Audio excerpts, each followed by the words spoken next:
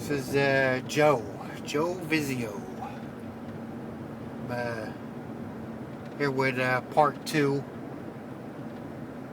of, I guess, what I'll call Mommy Dearest. As you can see, it's dark out now, so it's kind of a little hard to see me. I don't know if you need to see me or just hear my voice, but technically it's for me. All I really need to do is hear the voice, so I'm going to go ahead and continue. So where I left off, I was talking about how my mother's sick. Diabetes, COPD, emphysema, cellulitis, doctor confirmed. Anything that she can see on TV that might match some of her symptoms, or in the times that she is talking to her sister, once her sister has something, she's got something too. But then again, I also made the realization that me saying things like that is just a typical me being hard, which is what I've learned, what I've been brought up to do. It's kind of one of the things that I really kind of hope to be able to work out a little bit in therapy. There's kind of a mixed bag of emotions when it comes to my mother. I do love my mother. Not to hear her tell it now, because there is a lot of hostility right now in my house between me and my mother.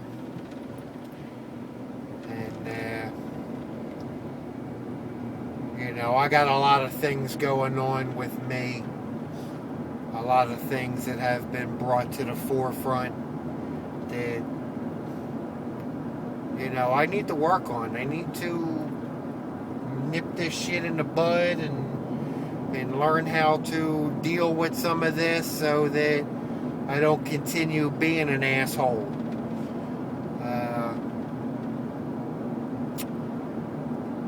Was probably a few weeks ago.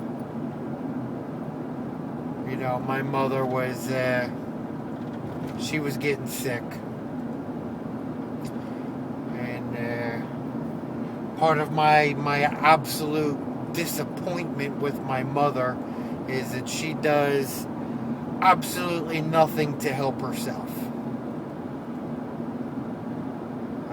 My mother is the type of person that if you move the kitchen trash can over 5 feet, she starts complaining because now she's got 5 extra steps to take, and she has to save her steps. And a lot of times it's a big problem just to walk from her bed to the bathroom. And in a perfect world, she would just get one of those portable toilets to sit in her bedroom. And me, I'm looking at it and I'm just thinking, Mom, if you tried to move a little bit, walk out to the mailbox twice a week, and then maybe in a couple weeks you'll build the strength to do it 3 times a week or 4 times a week. You don't have to just lay down and die. And we see this guy in our neighborhood. The guy can hardly fucking walk. And he gets out there with his walker, and he moves his walker, and he drags his feet 2 or 3 steps. And you have to absolutely fucking applaud the guy because he's trying. I don't care if I have to sit at a stop sign an extra 10 minutes for this guy to walk across the fucking street. I admire what he's doing. He's not laying down and dying. And that's what I see my mother doing sometimes. I gotta walk 5 extra steps to the trash can. I'm trying to save my steps for the weekend. And it's just, maybe my lack of understanding or just my absolute just fed up because, my mom and her sister have kind of been this way their whole lives to where they just, and I guess my mom's sister more so than my mom because my mom's sister was one of those the Lord will provide kind of people, and she did absolutely nothing and waited for the church to show up at her doorstep with meals and I absolutely feel sorry for my cousins, but maybe they have a different point of view, and I'm not going to name anybody because maybe they may not appreciate me talking about any of this, but my mom seemed sometimes that she was jealous that her sister was able to have that church provided meal to them, and my mom had to just get out and work for everything. There was nobody that would help my mom, my mom didn't have a car, so she took the grocery cart and trudged 2 miles up to the path mark and 2 miles back, wheeling a load of groceries and 2 fucking kids, and and I do admire what my mom tried to do when we were kids, but it's like she has just absolutely given up. And I don't expect anything really from my mother except to just try a little bit. She doesn't have to work anymore. She gets a little disability. It's not much money, but she gets a little bit of money as a disability. She doesn't pay much for rent. I do take a little bit of money from her, but most of that goes towards electricity because she runs the TV 24 hours a day and the lights. My mom just is the only person in the world. She doesn't fucking sleep. My mother never fucking sleeps. Every hour she takes like a 10-minute fucking nap, and that's all the fucking sleep that she gets is like 10 minutes out of every fucking hour. And now she has these oxygen machines, and my last electric bill was over $500 fucking dollars. So I do take a little bit of her money, not much, but $350. That includes electric, rent, cable, full house privilege to do, whatever she wants, whatever she needs. I take her, where she needs to go. And granted, I can't take her every time she needs to go at that exact moment, but when she needs to go to Walmart, when she needs to go to her doctor's appointment, just somehow, some way, either me, my wife, or my in-laws, we provide transportation. She don't have to really worry about anything except just, keeping up after herself, in which that's a totally different fucking story. But, my mother, she doesn't put any effort. Now, back to what I was saying, a few weeks ago, she was getting sick. And when I say getting sick, I guess she was like having like a gallbladder attack or something. But, we didn't know it at first. We thought maybe she was having some kind of a reaction to her medicine. And throughout my whole house, all you can hear is my mother in the back room dry heaving. And she's not trying to be discreet about it at all. So through the house, you just hear just, for hours. And you go in, you're like, Mom, are you okay? What can I do? No, I'm okay. I just feel queasy in my stomach. Can I bring you? No, I'll be okay. you walk out of the room, and then, and I got my 3-year-old daughter asking what's wrong with Tita, and I don't know how to explain it. Just, throughout, from one end of the house to the other.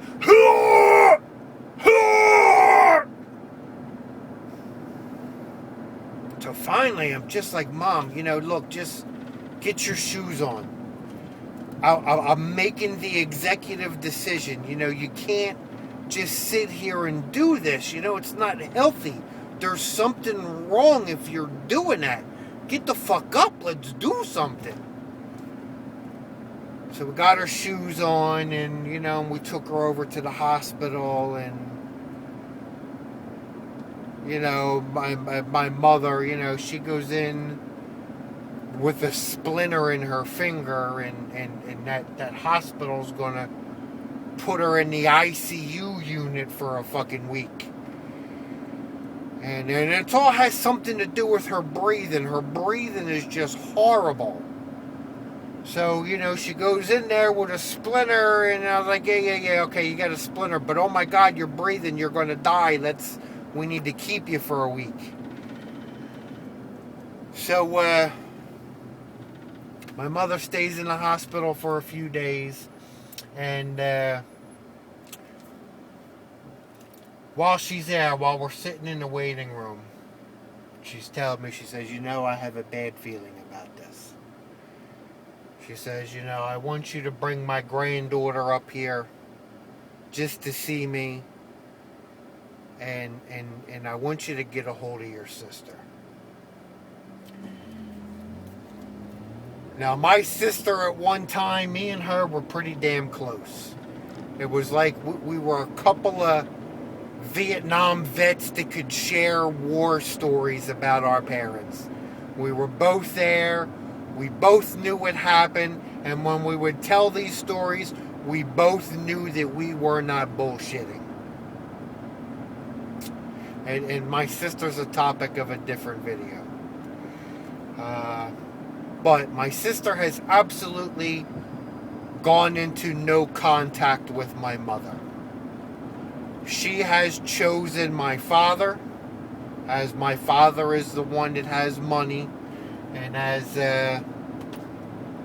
Mr. Matthews has pointed out, usually people who tend to put up with the narcissistic abusers and the baby boomer generations, it's usually because they think that they're going to get something.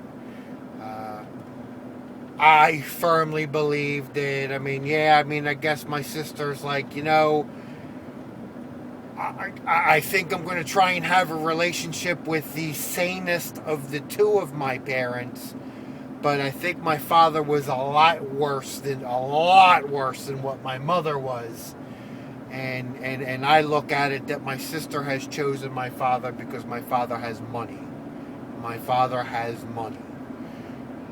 He's not like a multi-millionaire, but, when people like me and my sister who, we're not eating out of the garbage cans, but we don't have that kind of money. We're not on Easy Street. My sister probably has it a little worse than I do, but, my sister thinks that she's going to end up getting something out of my father. And, she might. Good for her. I hope that her life's work nets her something. But she has absolutely written my mother off. And I really don't agree with it. I understand that my mother made a lot of mistakes. But for my sister to do what she is doing is absolutely uncalled for. Especially when my sister, when she had a chance to be a parent, she put her son up for adoption. She never even tried. And granted, I've always been one to understand her situation. She didn't feel like she could provide for a child. I think a lot of the mental abuse that my father put us through kind of weighed in a lot to that, but you know, my sister, to hear me say that, my sister would say that I am absolutely crazy, and that is not true. But we're not talking about that right now. So I called my sister, and I let her know what's going on. And my sister told me that she's not contacting any of us because she got tired of being the bitch, of being called the bitch by us, which, you know, was news to me. But that's how she felt. If she wants to cut me off from that, that's fine. But I don't think that my mother deserved that. And especially from what my sister has done, like I just explained it to you, I really don't think that she has the right to judge anybody because she never even tried. She doesn't even know what it's like to try and raise a child, let alone raise a child who is struggling. And again, my sister is a topic of another video because there's a whole rabbit hole that goes with that. So anyway, I start text messaging my sister because I'm not going to call her. And she says that she just stopped all contact because she got tired of feeling like that we thought she was the bitch. And okay, I'll bite, you know, I mean, this is news to me. Where did this come from? Oh, I just don't want to talk about it. I'm not going to discuss that with you. This is how I feel. It is what it is. And if my mother wants to send me a text message, tell her that I give her permission to. Well, I absolutely fucking lost it at that point in time. My mother has been living with me or by me or in somewhat of my watchful eye or under my care for the past 9 years.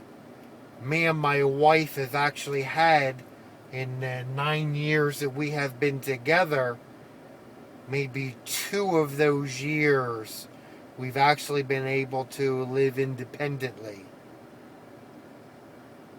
And I've never asked my sister for a fucking thing except just call your mother. Maybe once in a while, come down here. I know her house is dirty, or just come down here, spend some time with her, and nothing. She never even could humor me with that, and I unloaded on her. I let her know just how I feel, and I said, you know, I don't think you're a bitch. I said, I think you're a cunt. You're an absolute fucking cunt. And I let her know how I felt about what she did with her child, and of course it's, you know, Daddy's right, you are just crazy, and I'm blocking you, and I'm not going to have any blah, blah, blah, and that was it. So I wasn't going to tell my mom that it ended like that, you know. I think that the woman's been through enough. So, you know, I never said anything. So, a few days later, they released my mother from the hospital. My wife's parents picked her up and brought her home as my wife was at work. I didn't have a vehicle to go pick my mother up. So my in-laws were very nice to bring her home. And as a matter of fact, they were already up at the hospital just to visit her. The nice people that she is, and that my mother can't even remember their fucking names. But so my mother comes home, and you know, I don't have much time. You know, I'm glad you're home. Tell me what happened. What do we got to do? and she never says anything to me that she has a prescription for her stomach she needs to pick up. So my wife comes home, and we're sometimes like two ships passing in the night. My wife comes home, I get in the van, and I head off to take care of my route. The next day in the afternoon, my mom says something about, she needs to go to Walmart. And I said, Mom, I can't take you today because, we're and I forget what it was we were doing. But I couldn't do it then, and I had to work later that evening. So I said, tomorrow I will get you to Walmart. And of all things, that's probably where my mother gets out, is to go into Walmart and find one of the scooter chairs and scoot around the store and buy her cat treats and whatever. So the next day, my refrigerator was broken. And me and my wife, we spent a significant amount of time on and off the phone with the warranty, with Sears that sold us the refrigerator, just trying to arrange. I mean, we spent all this money on buying the extended deluxe warranty, and it took all fucking day to get this shit arranged. So now I'm probably about an hour before I got to go to work. I'm on my way in to take a shower. And I stop in my mom's room. And I ask my mom a simple question. I said, Mom, do you need to go to Walmart? Or do you just need somebody to pick that prescription up? And she looks at me. And she starts getting excited. It doesn't matter. I just need it.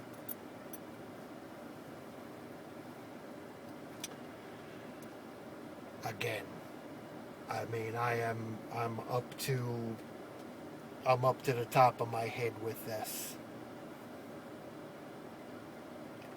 And at that time I didn't unload, but I was very visibly angry.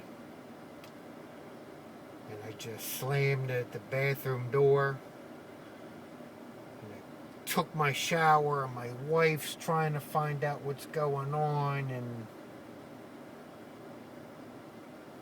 finally I'm just like, it's a simple fucking question.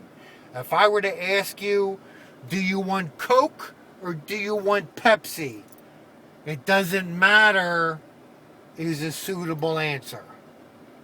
But do you want to go to Walmart with me?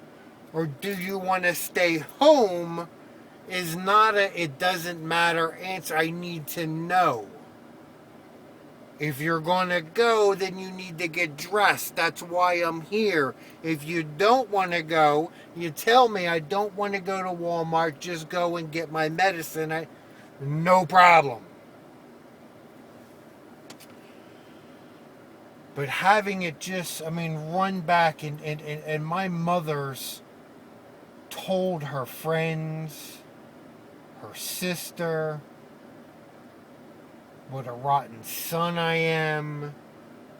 I never take her anywhere. I just leave her cooped up in this room. I take her money. One other time that she had to go to the hospital, and she wasn't living with us. She was living with us. And she had these ladies that she was using. I would say that they were her friends, but my mother has a tendency to use people, and when she's done with them, she tosses them away and comes up with some excuse as to why they are absolute terrible people. We called these ladies the church people because they were very religious, Jehovah's Witness people, and they had this dream that they were going to save my mother, that my mother was going to convert and become a Jehovah's Witness, and they were going to get that extra golden brownie at the pearly gates because they saved my mother.